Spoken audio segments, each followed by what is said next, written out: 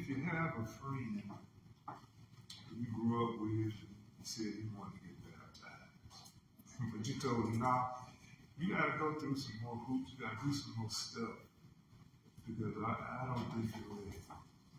You have the Bible, you can turn to John 12, 47, 48. And it says that if any man hear my words and believe not, I judge him not. This is Yeshua, Jesus speaking. He says, for I am not to judge the world, but to save the world. And he that rejects me and receives not my words has one that judges him. The word that I have spoken, the same shall judge him in the last day. Then in Matthew 7, 1 and 2, it says, judge not that you be not judged, for with what judgment you judge, you shall be judged. And with what measure you meet, it shall be measured unto you. All right. And, you know,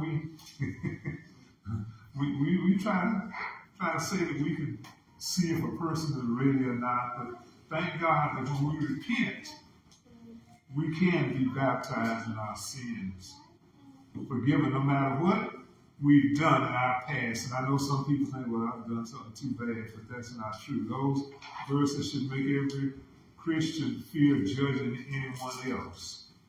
But for some reason, it seems that it's hard for us not to judge others, and that's because it makes us feel better about ourselves. If we can look at someone else and notice their faults, it takes the spotlight off of us. But even Christ chose not to judge at that time. And another reason we shouldn't judge is because we know that if God would judge us the way we act at times, we would go to hell. The kind of judgment that Christ is talking about here is ultimate judgment. In other words, if you are so incriminating and have no mercy on your fellow man, and you feel like that you're better than somebody, Christ is saying he will have no mercy on us. And even if someone is a sinner, he's not saying do not confront sin, that I still hope that that sinner can repent. That's why we have baptism. And as Christ indicated, he does not determine to judge anyone until the end of the age. So how can we condemn anyone? In other words, how do we see our fellow man? Do we see them as horrible or evil, or do we see them the way Christ sees them? One reason Christ says not to judge is because we can't see the whole person. We don't see the inner person. All we see is what's apparent. If you knew all that I've done and all that at times is in my mind, you wouldn't be here listening to me. But don't leave, because if I knew all that you have done and all that was in your heart, I wouldn't be up here talking to you. Only God sees a person the way he truly is, or the way they truly can be. Jesus saw his disciples as fishers of men, not as lowly fishermen.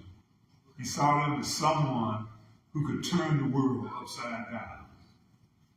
Jesus saw a woman at a well in Samaria, and although she was an adulterer, he didn't see her only as an adulterer. John 4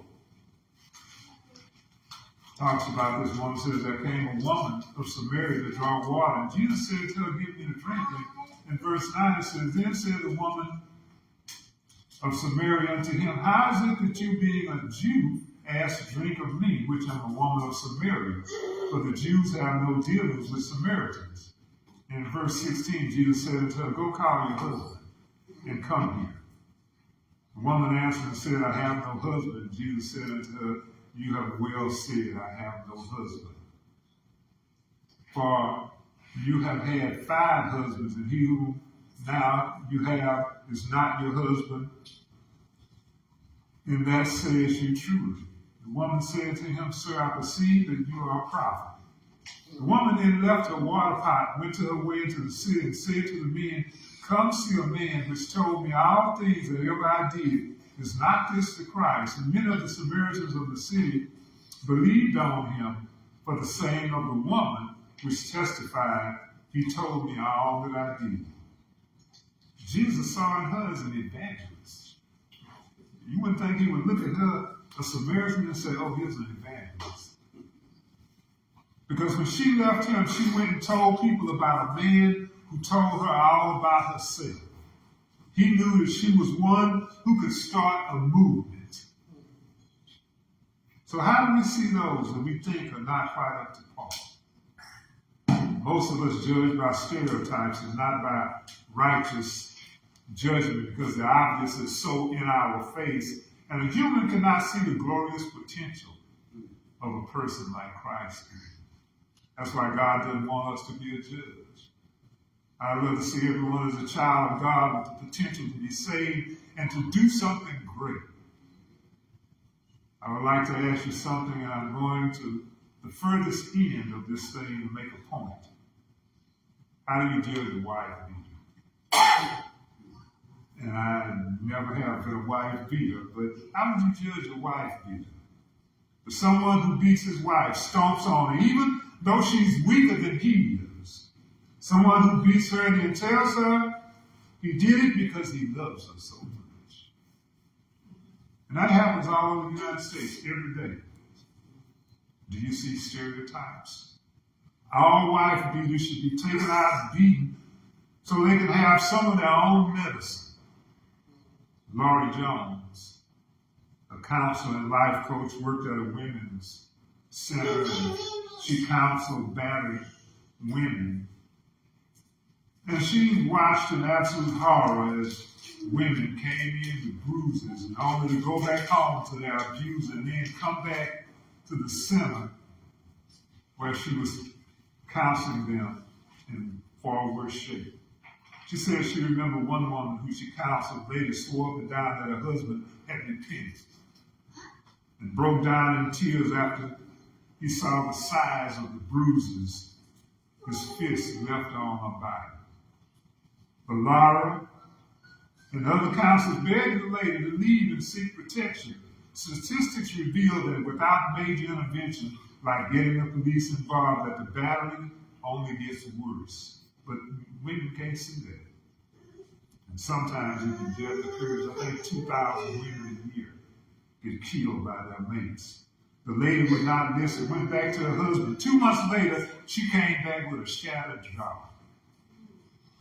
Now Laurie is looking at all of this, the counselor, and she said that incident and many others like it made her swear that any man, whoever hit a woman, would never be welcome in her life. And it's funny how God allows certain things to come into our lives to teach us vital lessons, because little did Laura know that she would be confronted with one of her worst fears. One of her co-workers that she had become friends with shocked her and shared that he was a former wife abuser. He had been arrested 6 times for beating his wife. He was a real bad dude.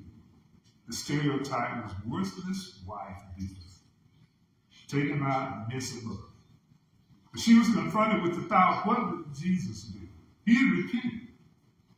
So how did Jesus look at him? He had served his time and he was remorseful. She reluctantly realized that she was in no condition to judge.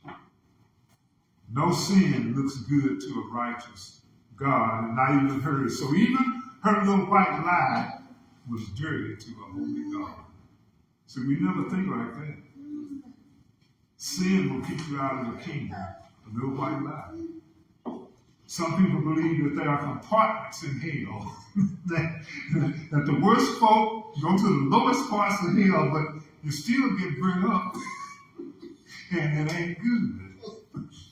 But Laura realized that this ex-wife beater was on his epic journey, just like all of us are. We are all ex-somethings. And isn't it wonderful that there is no sin that the blood of Christ cannot cover? So we welcome our sister today to the kingdom of God.